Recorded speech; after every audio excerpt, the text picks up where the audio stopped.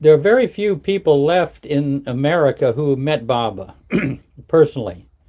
Probably, I tried to count them up. I got a few years ago, it was just 35. We're probably down to 30, but very few of them kind of share their experiences of meeting Baba. Some of them are like too shy. Now, Tom has written a fabulous book that recounts his experiences of being with Baba. It's going to be a beautiful book. It's coming out, so just to let you know. He first heard of Baba in 1954. He met Baba in 1958, and he was there in the East West Gathering in 62. A personal meeting with him occurred on the very first day of the gathering at the center with Baba's physical presence in 1958. And Baba had joined us on the very first day as he stood on the steps of the entrance into the lagoon cabin. All of us before him. There were about 100 and Well, how many? you said there were about 225 people total. Oh, yeah, and out of those, 19 of us had as yet not physically met him. So Baba stood before the cabin to greet us and welcome us, and said that throughout the rest of that morning, those who had as yet not met him would come into in the afternoon, in the full, the next afternoon, and get to know him personally. So my former wife and I were two of those people.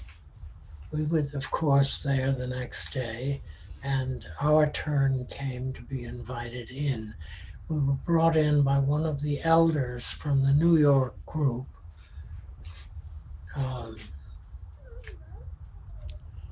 And John Bass, was it? John Bass. Mm-hmm. Yeah. Mm-hmm. And introduced to Baba. John remained. Yeah. And there we were, the two of us. Her name was Yvonne. Yvonne and I were there together. And John Bass introduced you. As he introduced us a bit mistakenly as artists from New York. I, all of my life, had been an artist. However, my wife was a physical therapist and not an artist. But in spite of that, when we were introduced as artists from New York, Baba said the following. He said, "Yoga for the East is a means toward the fulfillment of the spiritual life, just as art in the West is a process toward the realization of the sacred within." Hey, Tom, can you read that again? That's a magnificent. We had Terry Martin calligraphed it. The people can't see. People can't see it, so it's. Oh. But Tom is going to read that again. Okay, turn it to me. Okay, Yeah. yoga. This is this is what a message that Baba just gave spontaneously on the spot, Yes. right? Mm-hmm. Yeah. When he asked, what did he say? Well, because John Bass introduced you as artists from New York. And this was Baba's response.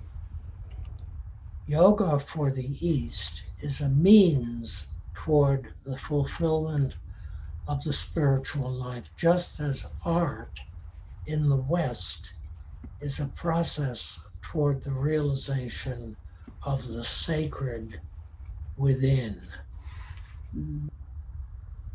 Brought into the cabin by John Bass, an older man.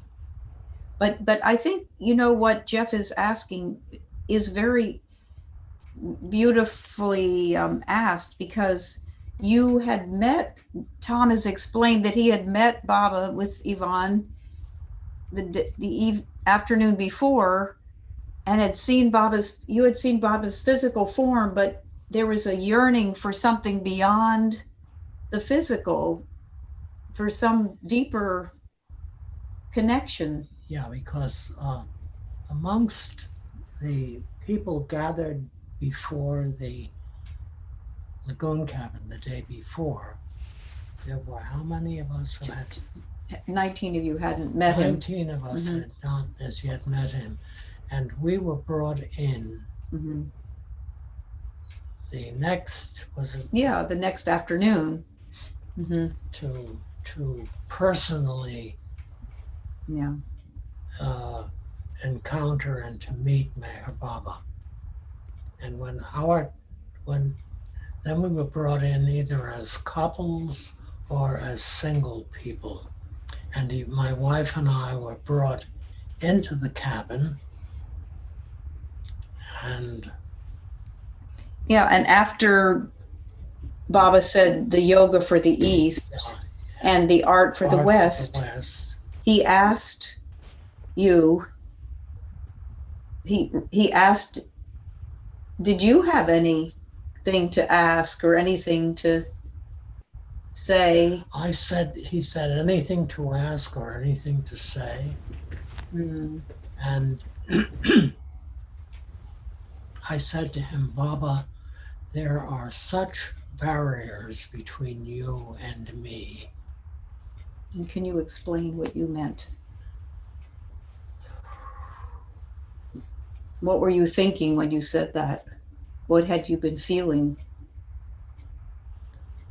I don't know what's okay. So the Baba shook his head knowingly. And other questions about the wife and the family, and Yvonne and the children. How had Baba asked, how had Tom heard about him? And I said it was in Woodstock, New York, which was my hometown. And I, at the time, had been at graduate school in New York City. And I think it was Thanksgiving vacation. And I was back in Woodstock, and I was in serious need of money. So my sister had put an ad in the Woodstock paper that I was available for handyman work. And I no sooner arrived back in Woodstock from New York than the telephone rang, and it was an individual who had just come in from California with his mother, and they needed help. Plus, the father had passed away, and they had decided to sell their home there, and the movers were coming, and they needed help packing up everything in the house. So I arrived to help them. And the first job I had in this process of packing was putting all the books in a large library room in boxes. That was the first thing I had to do for the movers. So I began. The movers had left many, many boxes for books. I began, with the help of a stepladder, to take the books off the shelves in this large library room. And as I took one stack of books, this is not that book, but it was a magazine. And this is a large magazine, rather, say about a half-inch thick. and it was about Meher Baba. Now, Tom, I'm thinking that because we're, yeah, we're going back to the lagoon cabin after. So Tom had seen this photo, and that was his first contact. But Tom, would you share in the lagoon cabin what happened? That Baba asked about Tom's Baba contact, this man who told him about who this amazing face was. Had been a Hungarian violinist. And okay, I'm just feeling like it would be wonderful to Just take your time. get to the story of No, you can take your time, though. What's Yeah. that? You can take your time. Okay. Yeah. So this Hungarian violinist. Yes, he began to tell me all about Baba. And it so happened I was taking 2 courses in Indian philosophy as an elective class at graduate school. And I was always quite interested in Indian philosophy because when I was 15, on my birthday, my older brother gave me as a gift 6 small volumes, The 6 Systems of Indian Philosophy by Yogi Ramacharaka. And I was naturally and karmically interested in Indian philosophy. And I was later told by a rather important psychic that I had been an Indian in my previous life. Well, Adi and Meherji said yes. Yes, and they both. Adi said, yes, you were definitely a Hindu in your last life, Tom. Because they were both very special. They were very good friends of mine. And one day, Adi and I were walking together on the center during one of his trips to America, and we were talking away, and that's what he said on one occasion. Tom, I must tell you that you were definitely a Hindu in your last life. So then I surprised myself because I began speaking to him in Hindi, and I wondered where I gained that capacity. But he said, your Hindu language is very, very well put together, Tom. I have never heard this before tonight. Oh. So lagoon cabin. So then Baba, after finding out that Tom had heard about him through this Hungarian violinist, then more stories, more how questions. How did you hear about me? But then I said at one point, and I said, through an individual in my town named Raul Vidas. And Baba said, oh, and put his hand on his heart.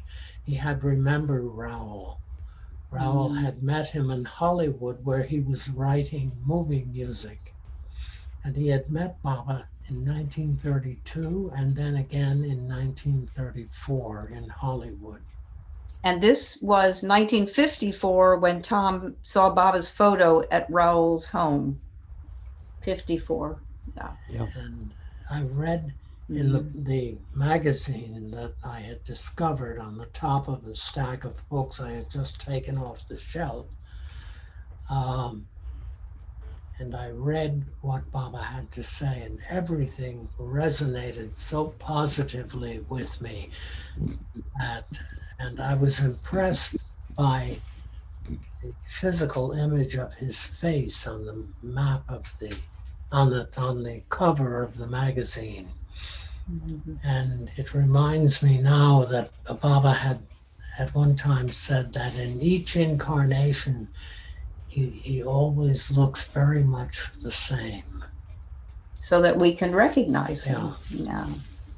So just in his recent incarnation, I remember early on when I saw some of the younger photographs of Baba, I said, oh, he looks so much like Jesus Mm, when he was in his 20s. mm. Hmm. So as Tom and Yvonne were leaving the lagoon cabin,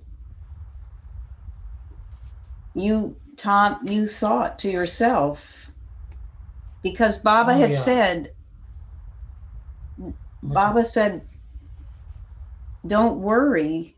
One commandment I give you. Don't worry, I will help you.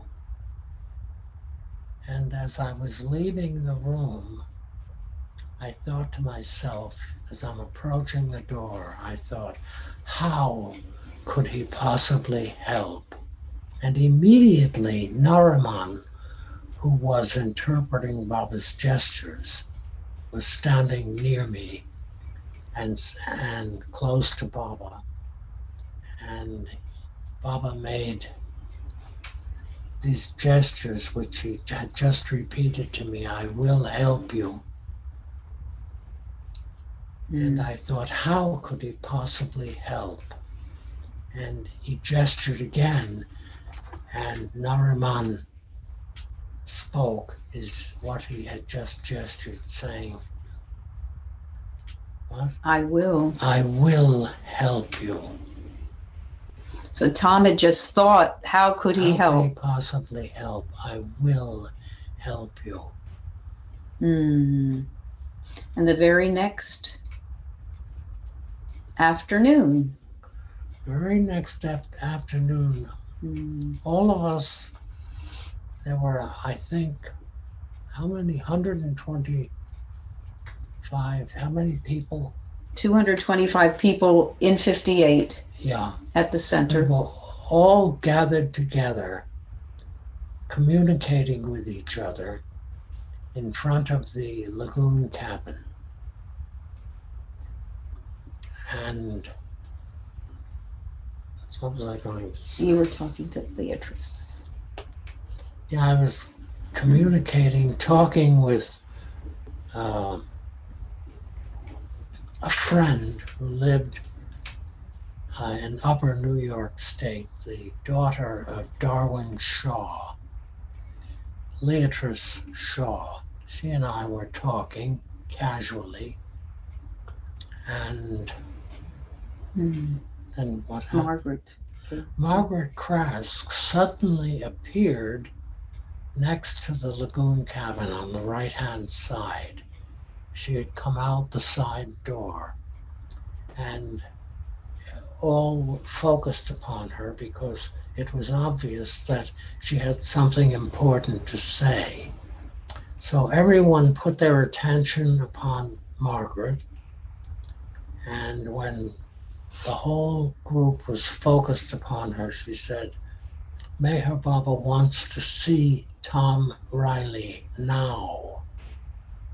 And immediately, in the middle of a sentence, I left Beatrice, walked over to Margaret, and all she said to me was, when you enter the cabin, go in through the side door, not the front door. Baba was within the cabin. And she said, don't forget, before going in, remove your shoes. And then she walked away toward the original kitchen. And I walked over to the side door, removed my shoes, and opened the door. And I was astounded because before me now, the whole room was brilliantly aglow with the most amazing, shimmering silver light, which glowed throughout the entire room. I entered the room and closed the door, and there, in the middle of the room, Baba was seated in that small antique caned chair. He was sitting in that chair. It's still there today. Mm. And he was so happy to see me. And What? You could barely breathe. Oh, I could barely breathe. And he held his hand out to me, and I walked over to him and knelt before him and took his hand and kissed his hand. And he put both of his hands upon my head. Did he say anything? Mm. No. Was there a No. mandali with No, him? you were all No. alone with Baba. Yeah. Mm. And I was so aware of his sacredness, the sacredness of his just being in his physical presence. It was so overwhelming. It took my breath away. Mhm. Tom has said that as you came into the cabin, remember what the light reminded you of the images in the Baroque and the Renaissance churches. Of the what? The Baroque and Renaissance churches, and the light coming from the No, head. Around the head of the Mm-hmm. paintings and sculptures, with that light emanating around the head of the saints and Christ himself. And there it was. It was so absolutely obvious that this sacred, it wasn't just light, but it was sacred light. It was so amazing, so overwhelming.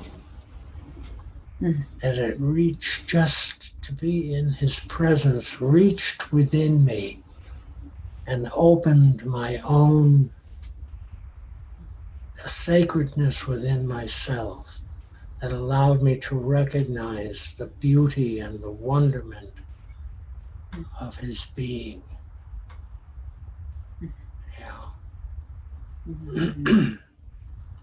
So then what? Then what happened? Remind me. Okay, it's so, Tom gets so caught up in it, it's hard to come back to this moment here outside of that. Then in an instant, I looked out the window and saw Jeff Wolvert, and it happened all over again. Then he was totally brought down.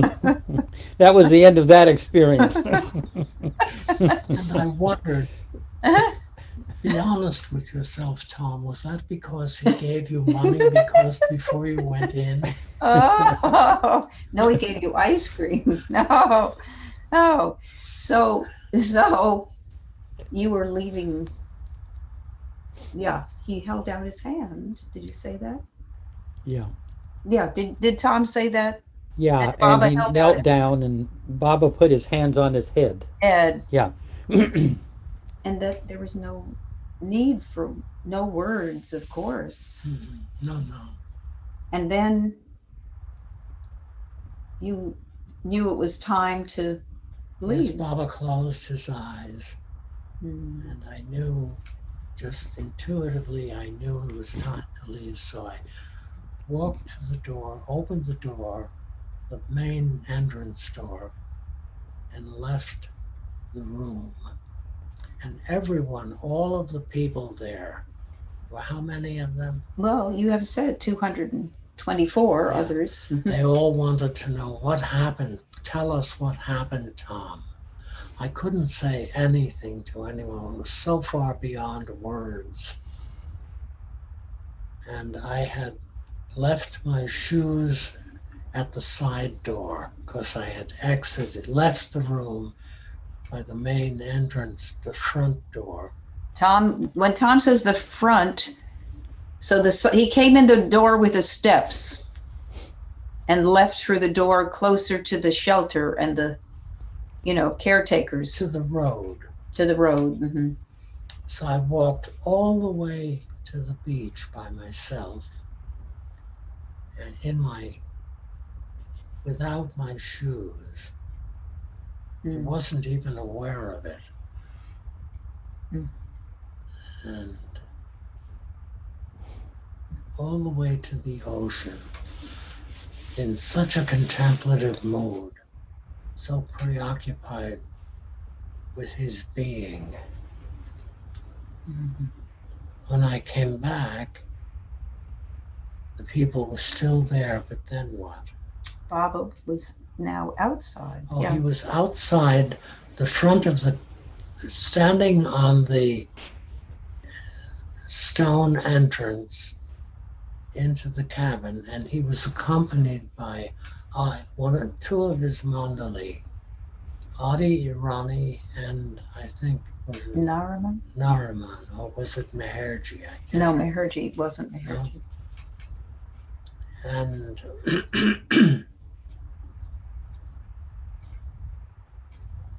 he was right here in the moment.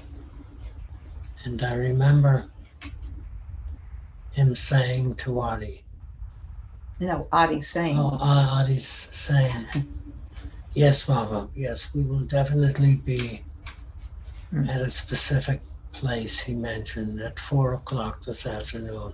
Baba was right here in the practical moment, Mm. communicating with Adi. Yeah. Mm. Mm. Anything else? I don't know. Jeff, do you have any? Oh. Well, anything Mm. anything that What's that? occurs to you? You were you saw Baba there in '62. Uh, I don't know if you can recount that. You were the first one, the first What? Westerner who got to the East-West Gathering. But it's only, Oh, golly. Kathy, it's only So, whatever you folks feel like sharing, and you can also do a song on the uh-huh. Coming through. guitar if Okay. you want. Um, so shall I sing a song now, or Yeah, do a song. I can't? I always think it's so much. It's so wonderful to hear the stories, but Oh, I okay. don't. Well, it's up to you. What's more to hear? There's so many more stories. Oh my golly. Woo. So somebody's asking, what happened to your shoes?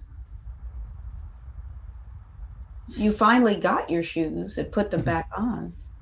No, that afternoon, I happened to be near Baba again, and he was wearing my shoes. He was wearing your shoes. Then he gave the shoes back to me when I returned home in New York City, and I sold the shoes to a Baba lover for $11,000. I think he's going off the script. Yep. Watch out, world. There's a beautiful story about the seashell. What at the last full day, Baba asked everybody He to. wanted to communicate something to us and asked us to come to the lagoon cabin. He stood at the entrance of the cabin and told us that just before leaving India, Mera had requested some beautiful seashells from the center beach. So Baba said, why don't we all go down to the beach now and see if we can find some perfectly beautiful shells for Mera. So he was driven down to the beach, and all of us walked to the beach. Now here we are, and it was in the afternoon and low tide. So Baba stood in front of one of the dunes while we proceeded to search for some perfectly beautiful shells. Well, very shortly, because the tide was very low, I found what I thought was such an extraordinary shell, about 2.5 inches in diameter, and it had some impressions on its surface which added kind of golden impression, kind of an abstract impression on its surface with little tiny holes, each one surrounded by an iridescent circle. Is that it? Oh, here is the shell. So it's smaller than I thought. But here it is. See Hold it up, sweetie. The little holes. A little too close. Yeah, a little further away. A little back a Can you little bit. Back a little? Okay. Yeah, that's good. And the other way, so you see the holes. Yeah, beautiful. It just took my attention, and I walked over to Baba and handed him, he was standing there all alone. I handed him the shell. He took it in his hand, studied it, and then closed his eyes and pressed the shell against his forehead. Left it there a little while, and then took it away, studied it again, and then Pressed it to his heart, and then handed the shell to me.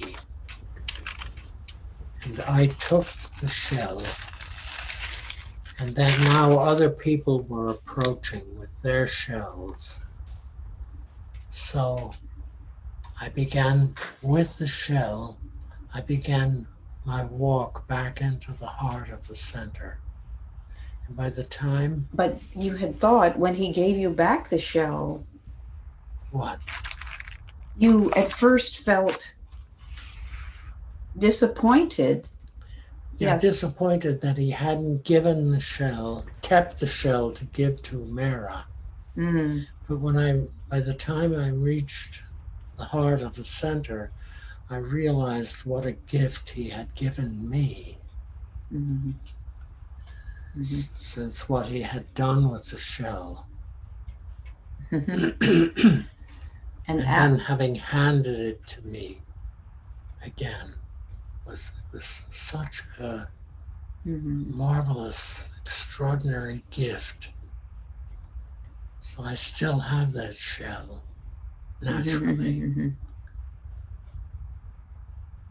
Although Cathy has tried several times to sell it, but she was asking too much.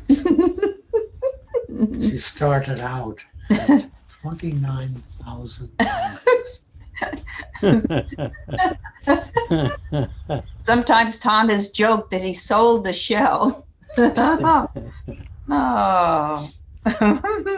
But it's completely, truly blessed, bringing it to his forehead and to his heart. So it's a very special shell. That's a lot of ice cream. Yeah, a lot of ice cream. See? Better than ice cream.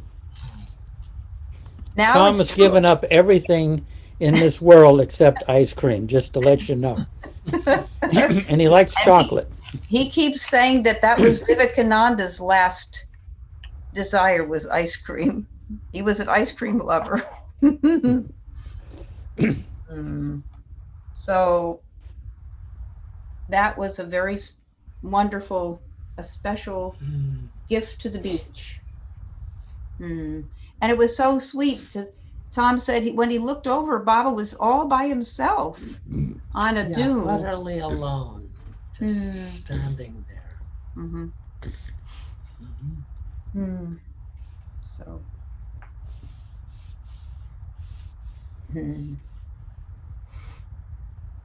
So that's anything from I mean, I don't want to keep you guys up too late, but anything from the East-West Gathering, or, I mean, a little to share, or it's up to you folks.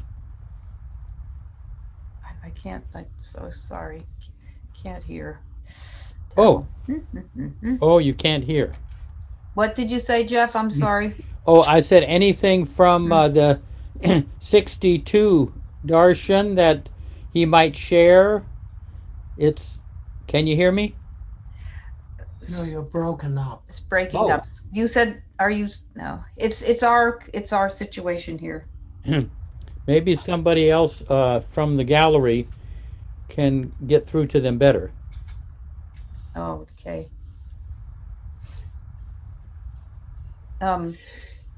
Would you like another story from Yeah. India, maybe? Yeah, Story from India? yeah. Have something in mind? Well, Jeff, do you have a favorite story since you know Tom's stories? Well, I just think when he first went there, when that first when he was brought in with the men Mandali, this is before the East-West Gathering Yeah, even began. yeah, Francis Brabazon. I don't. Okay, Tom was reading in his I hotel was room. at the beautiful old Pune Hotel, the big stone hotel, which right after I arrived in India, I arrived 2 weeks early because I took a ship from New York City. Because throughout my college years, every summer, I worked aboard ship as a member of the National Maritime Union because I could earn 10 times what I otherwise could as a handyman. And it was such a beneficial opportunity. So I had taken, what was I telling? So, but you had arrived 2 weeks early, and you were reading the beautiful poem, the Hafiz poem. Oh, I was in my Pune. I fortunately, when I arrived in Bombay, I had with me the telephone number of, who was it? Meherji. Meherji, one of Baba's Mandali. So I called Meherji in Pune and told him that I had arrived now, and he secured at the Pune Hotel. He secured you a room there. Yeah. Beautiful room. And so I arrived in Pune. Meherji met me at the train station and took me to the beautiful old Pune Hotel built by the English in around 1870. And it was on a couple of acres of beautiful, beautiful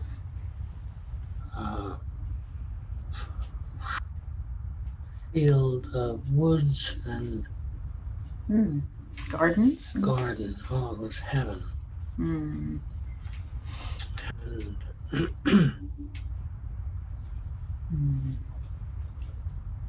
was the very next day after I had been established in the hotel.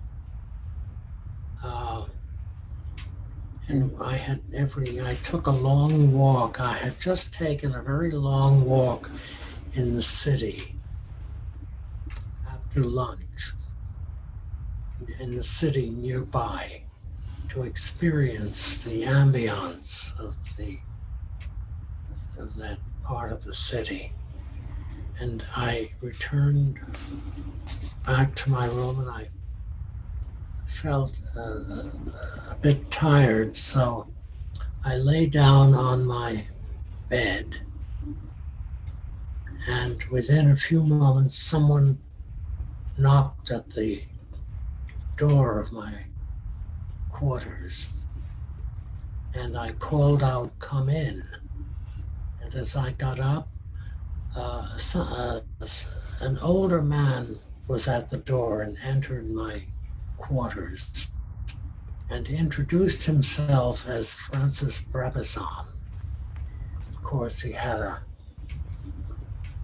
very obvious Australian accent, and he said, "I've been sent here by Meher Baba, and he wishes you to know that you must come with me now to be with him."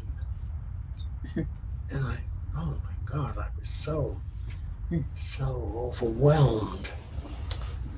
So what am I telling? Yeah, Francis said that Baba wanted to see you. He wants to see me now. Mm. So I went. There was a car waiting outside with a young Indian at the driver's seat. Mrs. and I got in the back seat, and off we went to Guru Prasad, the beautiful, huge villa in an affluent part of Bombay, Pune. of Pune. Mm-hmm. Was owned by the Maharani of Baroda, who was devoted to Meher Baba. And we arrived at the villa, the car parked, and I went inside. I went with, was it Meherji? Francis. Francis. Mm. And Baba was with some of his mandali seated behind the villa.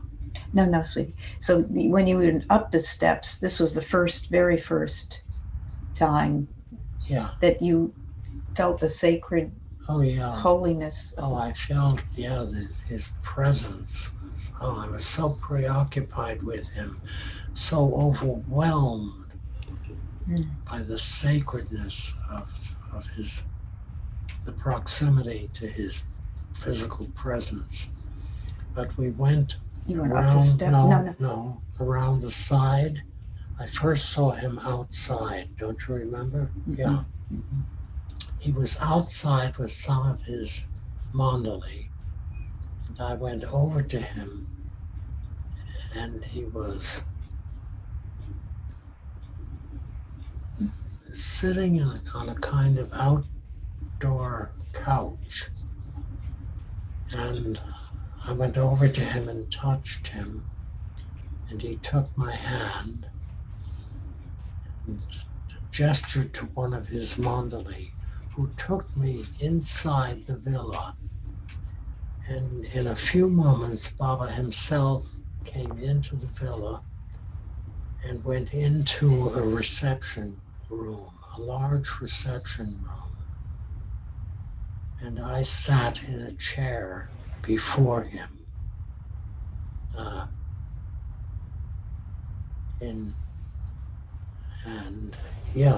Okay. And he said through Erich. Through his mandali Erich. What did he say? You have no idea. You have no idea how blessed you are today. You have broken the ice for the East-West gathering. I didn't know really, I had no idea what that meant. I still really don't know what that means. And then what did he do? Do you recall? He asked about your family and asked all about my life in America. Is there anything to read there? Not really. I was just going to show that. Shall I get the manuscript? No, I think you're doing fine, Tom. Do you want to tell about the photo? Tom, do you want to show that? Where is that photo? Oh, yeah. Mm-hmm.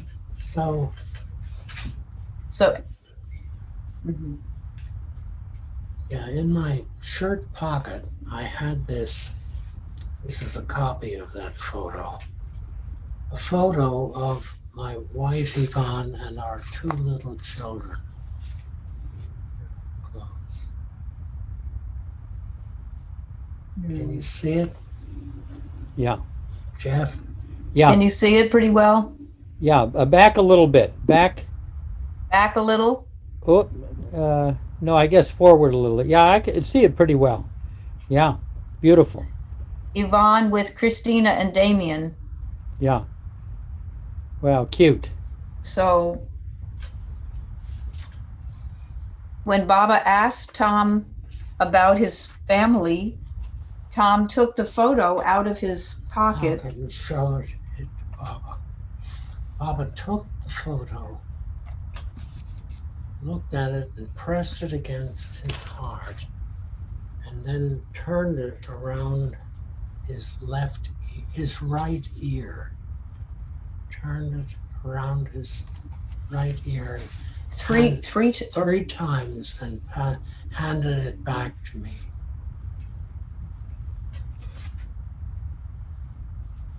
And then he asked about what if it had you read any of No, his. he asked me first, how did you discover me? Oh yes. And I said, Mhm. Baba, I discovered you in the very town where I'm living, in Woodstock, New York. And Mhm. I was at college in New York City at the time. And I was home for, Wait, Tom, you've told that story yeah, for about Raoul. Yeah, Yeah. Do you recall that, Jeff? Yeah. Yeah. Yeah. You Yes. told us that. But then he went. Then he asked you Yeah. something else there in front of the mandali. Well, he asked you about whether you had read his books. About discovering What? Meher Baba from the violinist. Yeah, but Woodstock. yes, we have. You told that, but then he asked, "What of my work? Have you read anything of my works that I have written?" Yes, what of my works have you read?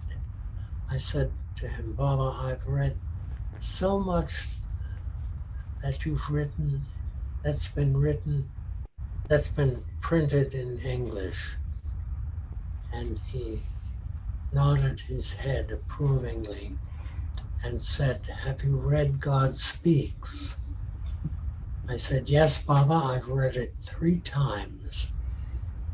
And there was a loud acclaim from the group. Oh, oh, oh, oh. Baba raised his hand and they stopped. I've showed that. Oh, and they stopped.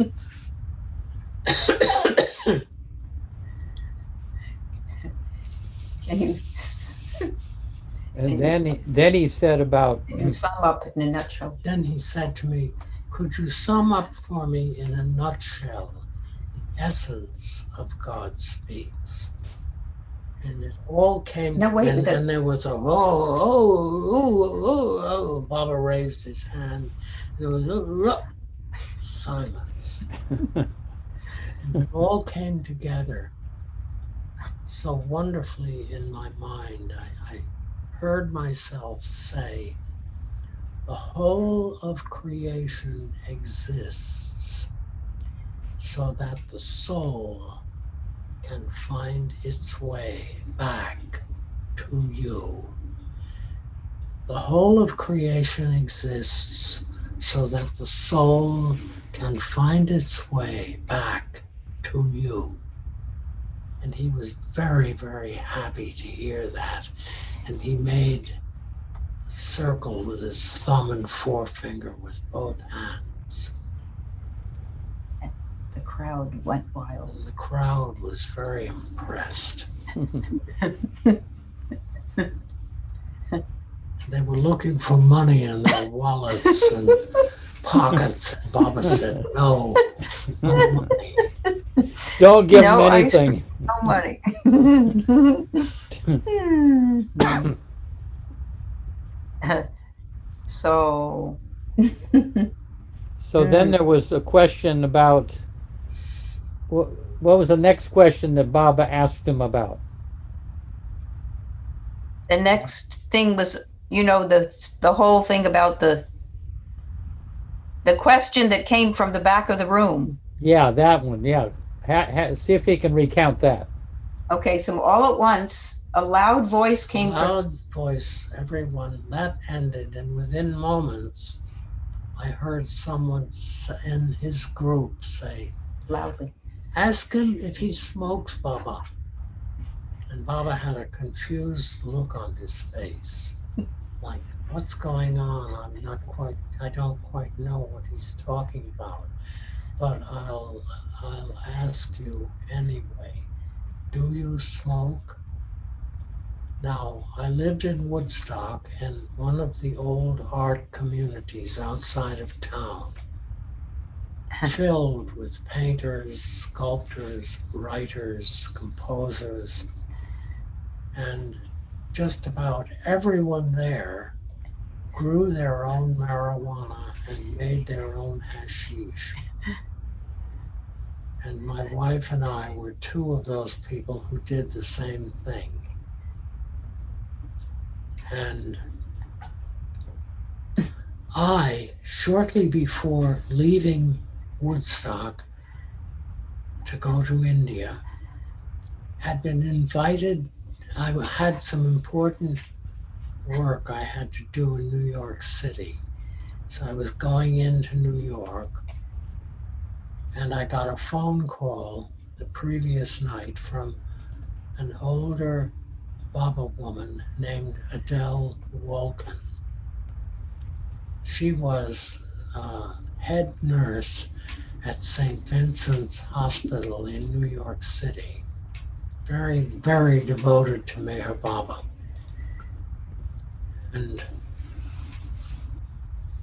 Adele called me and said, when I was still in Woodstock before going to New York, she said, "Tom, I understand, I've heard that you're coming to New York to hopefully find a ship that will take you to India. Do you have time? I'd love it if you could come and have lunch with me at my apartment." And I said, "I'm certainly, I would love to be with you, Adele." So I arranged it so that I could have lunch with her at a specific time. But I had many things to do in New York. And how did the, When after lunch, you asked her. oh yeah, yes. So I arrived at her apartment, and I had with me, because everyone in the community where I lived, everyone grew their own marijuana and made their own hashish. And at this time, Baba had said nothing about hallucinogens of any kind. He had never spoken about that. And so I had this hashish with me, and I went to Adele's. And before lunch, we had about a half hour or 45 minutes before lunch, and I decided I would make a hashish cigarette. So I did that and began to smoke. No, you invited. I invited her. I said, "Would you like to join me and have smoke a little hashish?"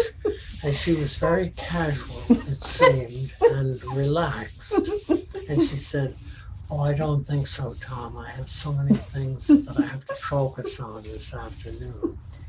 I don't think so." I said, so you know, I just, it vanished. I didn't imagine any conflict. But as soon as I had lunch and had left, she immediately telephoned her close friend, Dr. Goher, who was one of Baba's Mandalay in India, and told her exactly what had happened. So by the time I got to India, the entire group with Baba, of course, realized that a hash head had arrived.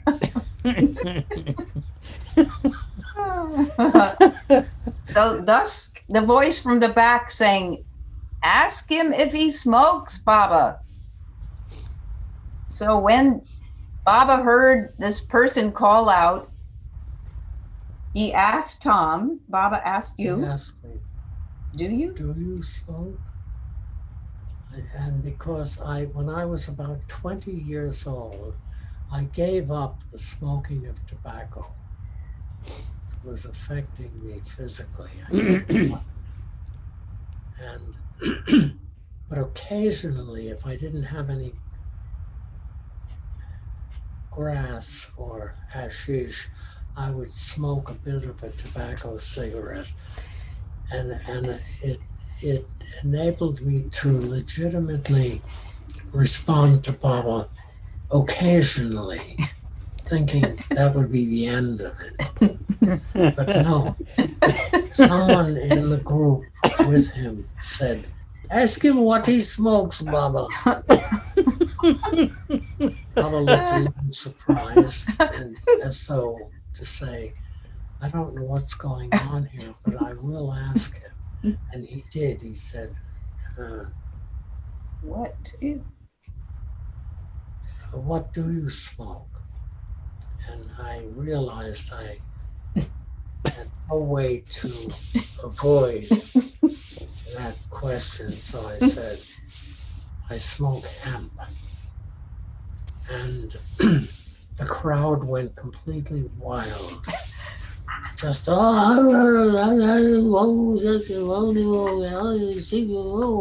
Baba simply raised his hand and instantly,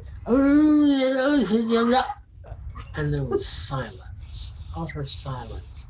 And he looked at me in a very friendly, a very loving way and said, it's best if you don't smoke anymore. Smoking is very bad for you. And from that moment, I never touched or had anything to do with any form of hallucinogen again, ever. So, And then Baba began talking about self. effacement. Yes, that's beautiful. That story is beautiful. Remind me. He began talking about surrender and self-effacement, and nothing was more important than giving everything to him. And he was, as Baba spoke, that was so. You remember that, Tom? That Baba became very serious after that, and he started talking to Tom about the necessity of surrendering everything to him, and to give everything. Isn't it written somewhere? Yes. Do you want to read it? Well, you remember it?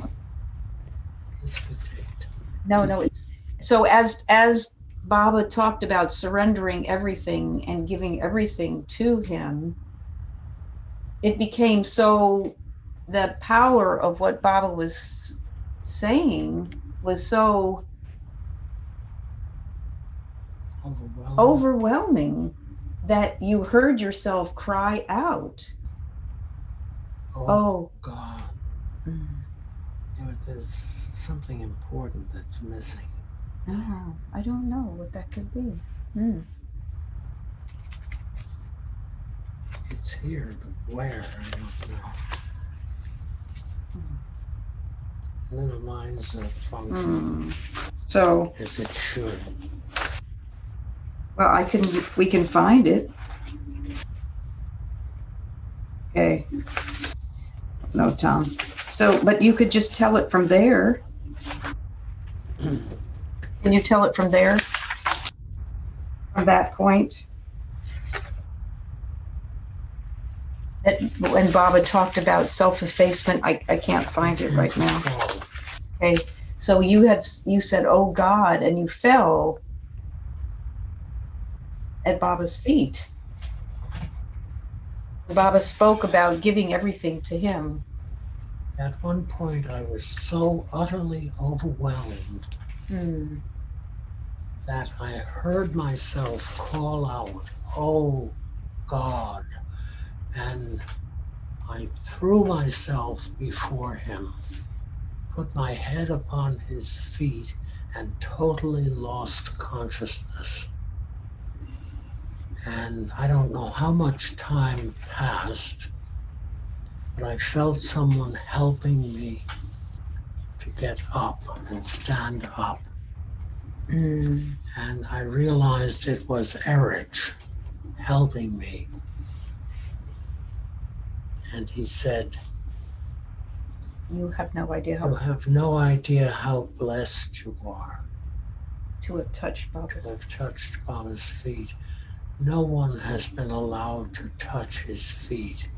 And I was told later it might have been by Erich or Adi that it had been 10 years since anyone had been allowed to touch his feet.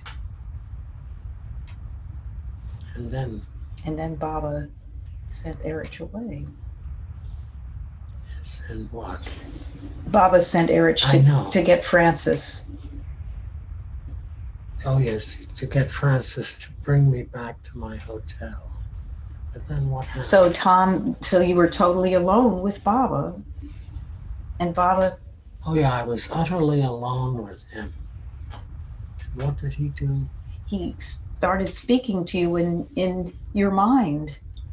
He began to speak to me as though, just in the way I'm speaking right now, but with no words, no sound, just within my mind, so casually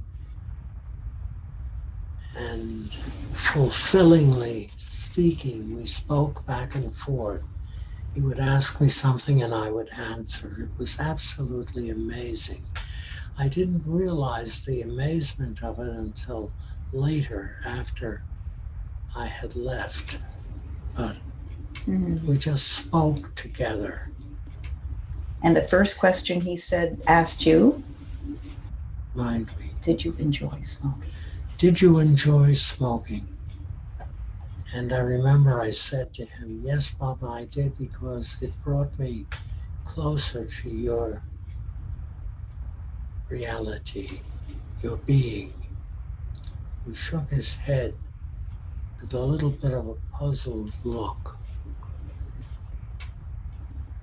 Like, isn't that strange? Isn't that amazing? I mean, he didn't at any moment reproach me in a hostile way. Not at all. What's wrong with you? What's wrong? Don't you ever do? No, it wasn't like that at all. But since that very day, I never ever again took any form of hallucinogen, ever. And since when Tom returned home, one of the letters came from Adi that Baba said, have nothing whatsoever to do with anyone who takes drugs. Stay away from anyone who takes. So Tom had a dilemma because a friend asked him to move a table, and in payment, he slipped a brick of hash into Tom's pocket when Tom was back in Woodstock. So this friend. Oh, there was a colony on a hillside a wooded hillside. There was a colony of Timothy Leary people. They had all studied with him at Harvard. And they all were involved with LSD. And of course, they took other hallucinogens as well. So one of them was a fellow named Ken Carp. And Ken, very pleasant fellow, he needed help with moving something, a chest of drawers from his truck that he had bought at an estate sale. And he needed help bringing it into his house. So he saw me. I was working outside my house, clearing brush, and he asked if I would assist him in bringing the chest into his home. So I said, yes, I would. So we were walking toward the truck, talking, and he took a good-sized brick of hashish out of his pocket and tucked it into my shirt pocket. He said, I really appreciate your help, Tom. This is for you. And I was very, very upset and took the little package and handed it back to him. And then this is the great punchline. So you said Mayor Baba has told me not to take drugs. What's wrong, Tom? To take drugs. I said, I've been instructed by Mayor Baba. Everyone knew that I was totally connected and involved to Mayor Baba. I said, Mayor Baba has instructed me to have nothing whatsoever to do with hallucinogens of any kind. And he said, Tom, look, I just have to say this. We know Baba's a great guru. Nobody's questioning that, but he's never tried it.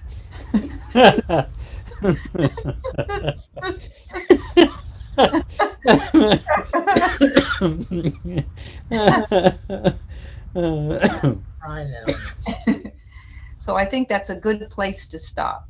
Yeah, but Cathy, can you do a song? Okay, I am a moth. Okay, I'll This get is them. this is a song that it's by Balkauturi, but some of the couplets were written by Baba. Yeah. I am a moth, madly attracted to the light of your silence. Mm. Mm.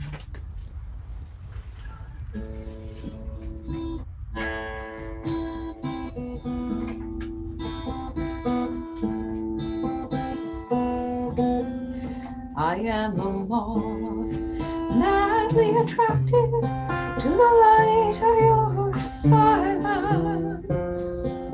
I am a moth, madly attracted to the light of your silence.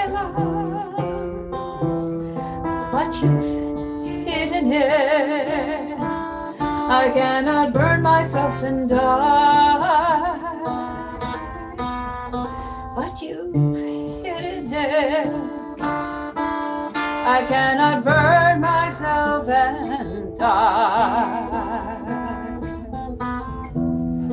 What a light there is in your apparent silence. All words are nothing but shadows before it. What a light there is in your apparent silence. All words are nothing but shadows before it. I am a moth, madly attracted to the light of your silence. I am a moth, madly attracted to the light of your silence. But you've hidden it. I cannot burn myself and die. But you've hidden it. I cannot burn myself and die. Oh, Saki, why is your wine shop closed when I'm dying of of thirst. Do you think I can't pay the price of even a drop? I have collapsed at your doorstep from a thirst that's consumed me. It is too great to be quenched even by the ocean of my tears. I am a moth, madly attracted to the light of your silence. I am a moth, madly attracted to the light of your silence. Oh, you've hidden it. I cannot burn myself and die, but you've hidden it. I cannot burn myself and die. Oh, seeker, my ash from the fire of his love weeps for union, but he is stone-hearted. He won't shed his gray. Oh, Mayhair, I am disgusted with this life. In your love, my every breath sighs with pain. I am a moth, madly attracted to the light of your silence. I am a moth, madly attracted to the light of your silence. But you've hidden it. I cannot burn myself and die, but you've hidden it. I cannot burn myself and die, but you've hidden it. I cannot burn myself and die, but you've hidden it. I cannot burn myself and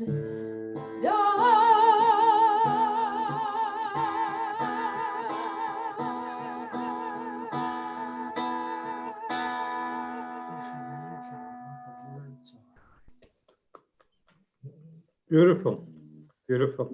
The words are by Baba and Bauji, Oh, it's not Hafiz. Hafiz. This is from Meher Sarod, and the chorus, I am a moth madly attracted to the light of your silence, but you've hidden it. I cannot burn myself and thus die. Those are Baba's words, italicized in the book. And I was very moved by the Bao's, of course, Bao's words and Baba's fabulous. Oh, the words were very inspiring. So thank you for. Hey, bring bring Tom back. We want to thank him for Oh yeah. Okay. staying up way past his bedtime. That's right. Come on with, back into with the. no ice cream or anything. Oh, ice cream. I want you to Nothing. promise me something, Jeff. Yeah, Please don't send any money. yeah. I won't. I won't. But Haagen-Dazs, he likes Haagen-Dazs, so just Okay. remember that. Come anytime with the ice cream. Yeah.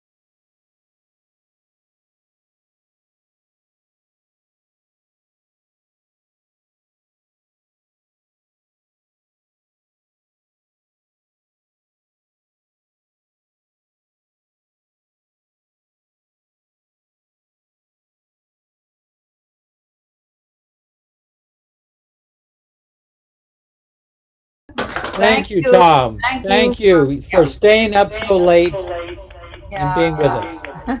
Thank you.